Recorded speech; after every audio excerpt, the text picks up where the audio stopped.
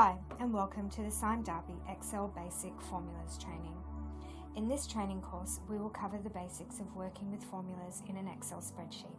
You should allow 15 to 20 minutes for this training. This training will be most useful if you position this window on half of your screen and have an Excel window open on the other half of your screen. That way, you can practice yourself as the tutorial continues. You can pause the tutorial at any point to practice the examples. Before we start with formulas, I'd like to take just a minute to talk about Excel cell references and mouse pointers and the way that Excel deals with data input. Firstly, the spreadsheet consists of rows and columns. Columns across the screen labelled alphabetically and rows down the screen labelled with numbers. The intersection of a row and column is called a cell. Cell references in the spreadsheet are very important. The cell reference A1 refers to column A and row 1. It is typed A1. More than one cell selected is called a range. A cell range is separated by a colon. For example, the reference A1 to A10 indicates the range of all the cells between A1 and A10. When you input information into a cell, Excel determines what kind of information it is and it formats it accordingly. For example, if you type a number, it automatically formats the number to the right of the cell. If you type text, it goes to the left of the cell. If you type a combination of both, Excel considers this to be text and it will also align it to the left.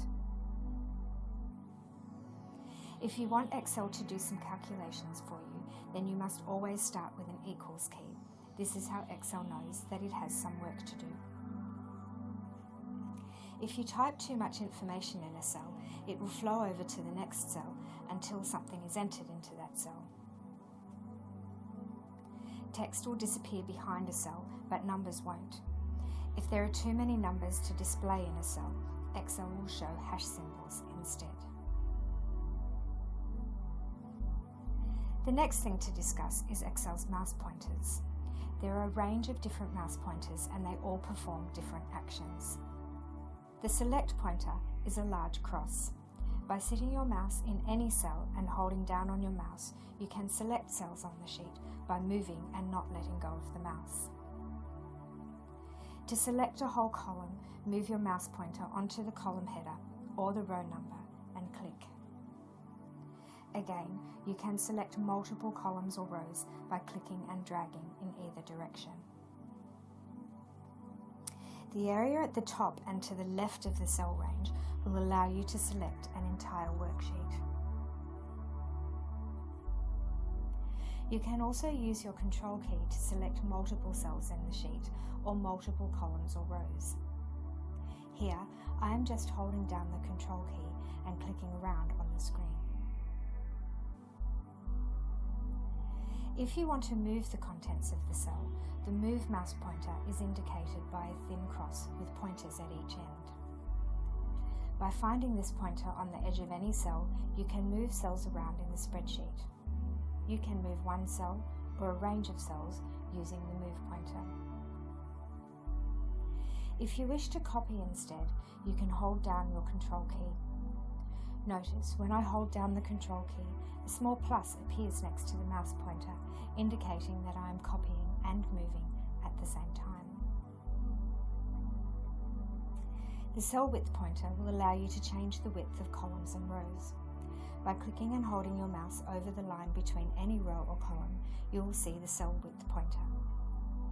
Clicking and dragging to the left or right will allow you to adjust the column width or row height of a cell. A double click will look down through the column, find the widest piece of information, and give you the best fit for the column. The fill handle is used for copying information to adjacent cells. When you position your cursor in the bottom right-hand corner of a cell, you will see a small black cross. This is called the fill handle. If you click and drag across or down, it will allow you to copy the contents of the cell. It is most useful for copying formulas in your spreadsheet. Finally, the formula bar allows you to see the formulas you are writing. The result of a formula is always displayed in a cell, but you can't see what the formula is until you click on it and look into the formula bar. Okay, now on to formulas. There are 3 rules when making a formula. First, start with an equals key. All formulas, whether they are functions or formulas, must start with an equal sign. You'll find this on the keyboard near the backspace key. Step 2, enter the formula. And step 3, press the enter key. It is very important to always press the enter key at the end. If you don't, Excel thinks you want to include the next thing that you click on in the formula. If you want to use addition, use the plus symbol. You can see here that I've used the addition symbol to calculate 10 plus 5. If I change the symbol from a plus to a minus, the calculation results adjust accordingly. To divide, you use the / key, and to multiply, use the asterisk.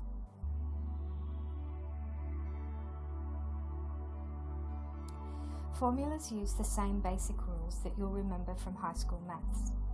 They read left and work to the right. But multiplication and division take precedence over addition and subtraction. So if I was to say equals A1 plus A2 multiplied by A3, A2 would multiply A3 first and then would add to A1. As you can see, the result of this example is 11 because the 3 was multiplied by 2 first and then added to 5. If we wanted to add A1 and A2 first, then we would need to put brackets around the part that we wanted to calculate separately. You can see the difference between the results. In this example, 5 and 3 were added together first to make 8, and then were multiplied by 2 to get 16. It is important to note that when you are using formulas in Excel, you are referring to a cell reference, not the actual number in the cell. This is the beauty of Excel. It means if we change the number in the cell, the formula will automatically update. So now let's have a look at some more ways that you can add formulas in a cell. You'll notice that I have some numbers in a list here. There are a few ways that I can add the numbers in this range. Firstly, I can use the plus button and click on each number to add it into the range and then hit the enter key.